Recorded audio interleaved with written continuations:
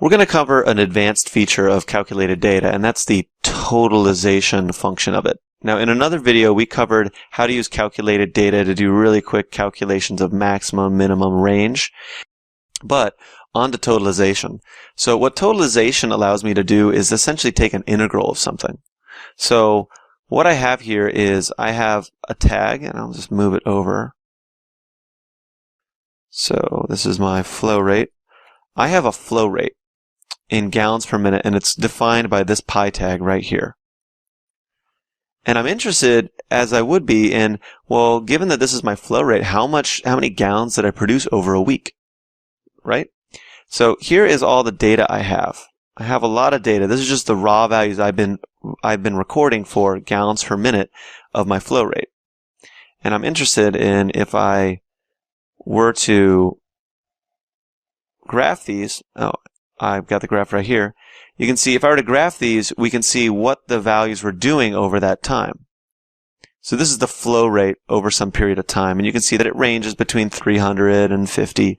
But this is just gallons per minute right there. And what I'm interested in is whatever it is that I need to get out, I want to know what was the gallons. Right? Now, what I need to do is I essentially need to take an integral of this data. Or, said another way, I need to find out the area underneath the curve here.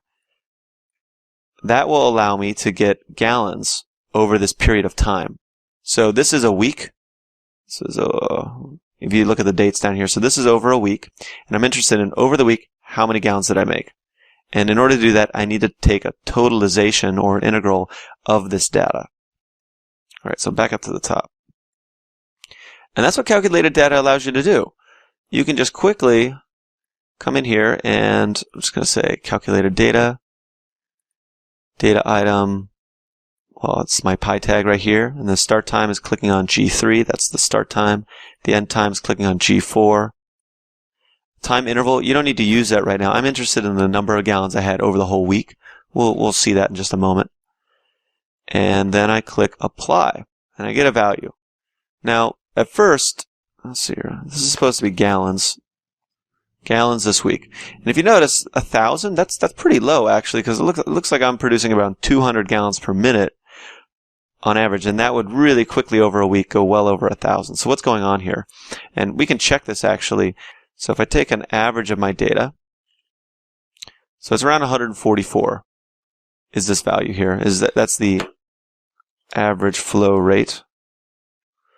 If I wanted to just do a quick calculation of the number of gallons I would expect to make over the week, I could say, well, I want to know it's going to be the average times 60 minutes in an hour times 24 hours in a day times 7 days.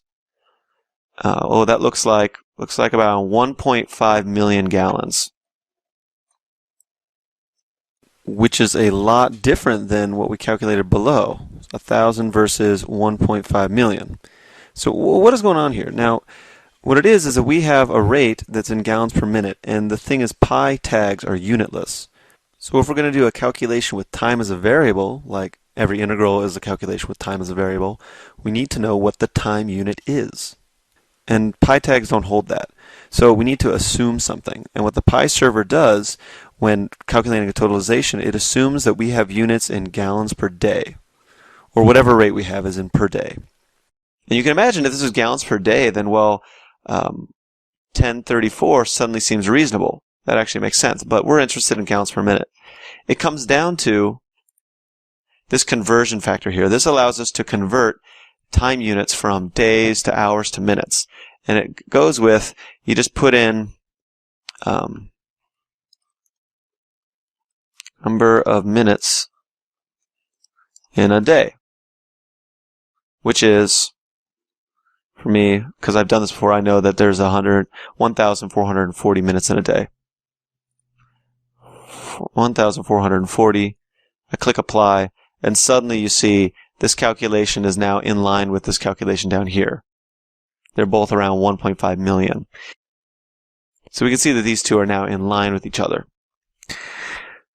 Okay, now you might ask, well, okay, it looks like I can just do this in Excel, but why would I want to do it with this calculated data function? Well, let me show you something that you can do that you can't quite do as easily with Excel. I'm just going to move this down. So I'm just going to move this down. Maybe I want to know how many gallons did I produce each day this week. So I'll bring it down here. This day. All I need to do now is just change my time interval. So before it was over this whole week. Now I just need to say 1 day, 1D, click apply, and now I have daily values for each calculation. And I can even tell DataLink to show me the start time. So it looks like for March 11th, I produced around 270,000 gallons. March 15th, 294,000 gallons. And then it looks like on March 12th and 13th, I had a lull. I was producing a lot less. So you can very quickly bring this out to see like daily production totals very easily. Or basically anything that has a rate, you can get the integral of it and get the unit over some amount of time.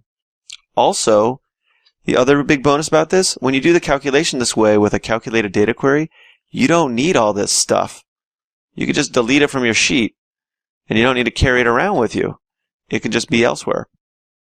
And then your sheet is a lot more lightweight. You only have about 8 cells of calculations there instead of having 1,700 cells filled with data that you have to email around and move around, and it has to refresh every time, and it gets slower. This way, it's much faster, much more powerful, and it's really easy to just slice into the days with the time-based functions of PyDataLink.